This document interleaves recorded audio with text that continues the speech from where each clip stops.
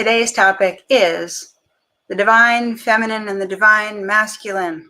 What are these terms really pointing to, or what is the most helpful use of these terms?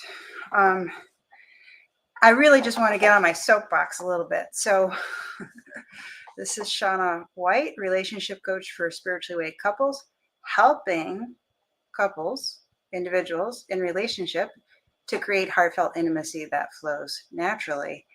And so here's the bottom line. Heartfelt intimacy flows naturally when we can be in a natural state of alignment inside ourselves, where we actually feel, I'm just adjusting my camera a little bit, okay, where we actually feel deeply aligned. I don't know if you hear the change in my voice as I'm thinking about this. We feel deeply aligned, and so that we are actually experiencing the core of our being at the same time as we're interacting with our experience, namely our partner.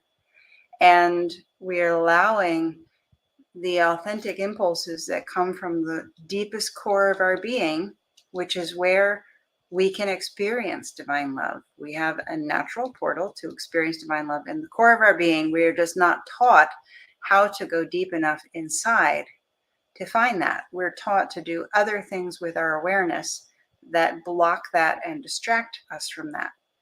So when we can feel, and this is one of the things I guide people in, is how to access that depth of awareness inside yourself. So when we can feel the inner core and allow ourselves to freely express from that place, that is where we naturally feel joy, and we naturally connect with our partner in a harmonious flow that works not just for us, but also for our partner.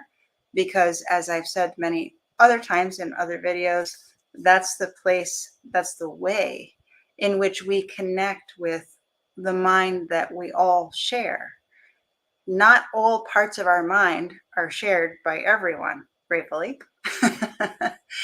But also gratefully, there is a place in our awareness that we can access where we do connect with the mind that we all share. An aspect of awareness and experience that is so big and beautiful, and that is behind the dance, is orchestrating the dance of all who listen to it. It is not orchestrating the dance of those who do not listen to it, which is why we have a bunch of chaos and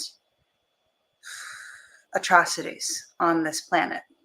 They are not caused by the divine. They're caused by the separation from the divine and the suffering that an individual experiences from not experiencing their own birthright of connection with the divine, and the way they suffer and the way they thrash from that suffering, and then how that thrashing impacts other people and people bounce off each other. Anyway, so the point being, getting back to my overarching point, that we thrive from that depth of alignment and authenticity and self-awareness.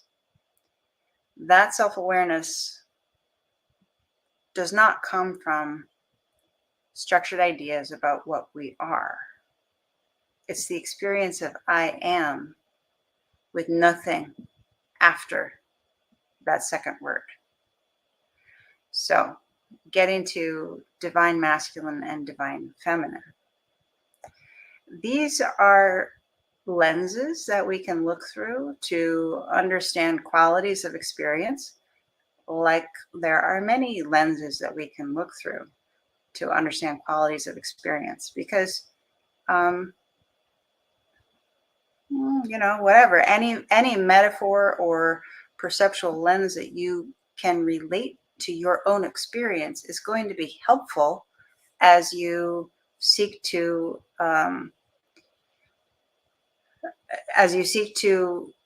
grow in the discernment and the clarification of your own self-experience through your experience in this 3D and beyond realm that we live in.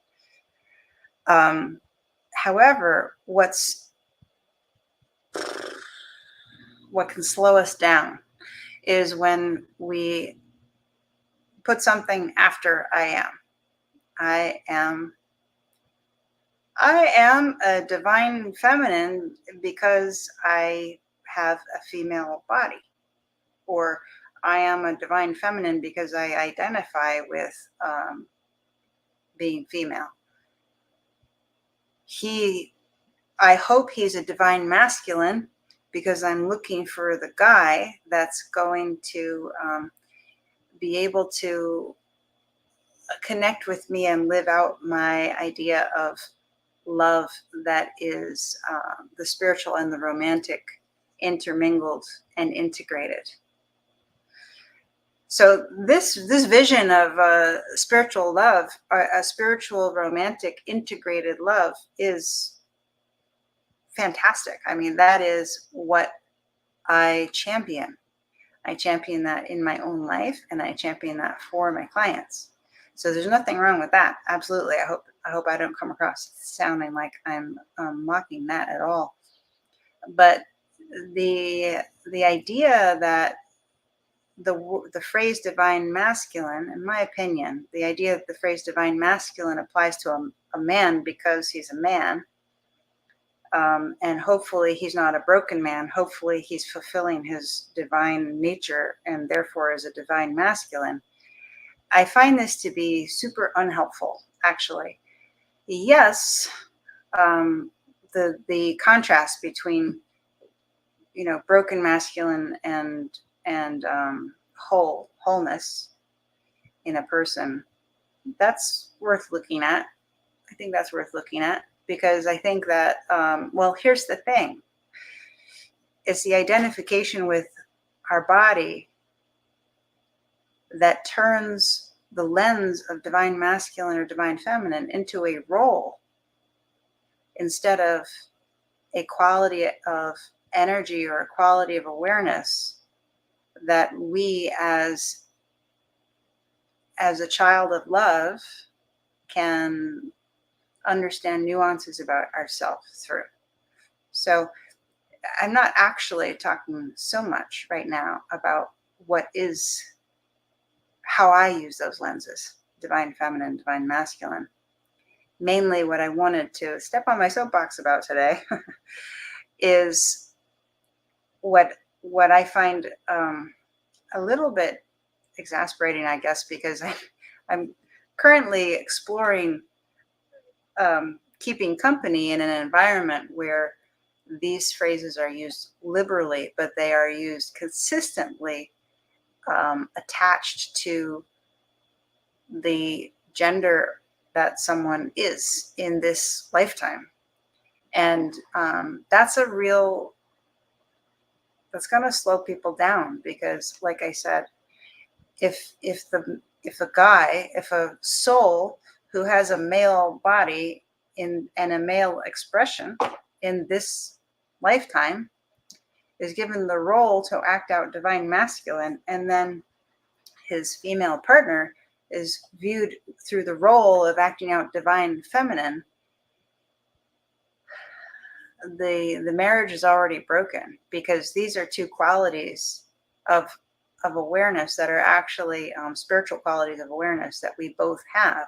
And people always say that, oh yes, well, we both have divine feminine and divine masculine, but then they go back to looking through the lens of the guy is supposed to act out the divine masculine and the woman is supposed to act out the divine feminine. And that's not really how it works. When we're actually aligned, we are using both of those energies integrated inside ourselves. And then our relationship is actually an expression of divine love coming through us. That's not gendered. That is beyond gender. It's blessed, and we need that kind of freedom of discovery without those boxes to really be fully available in our awareness to embody what divine love is giving us to be in each moment and to discover through our own expression and through the shared dance that we have with our partner. So thanks for listening. How did that land for you?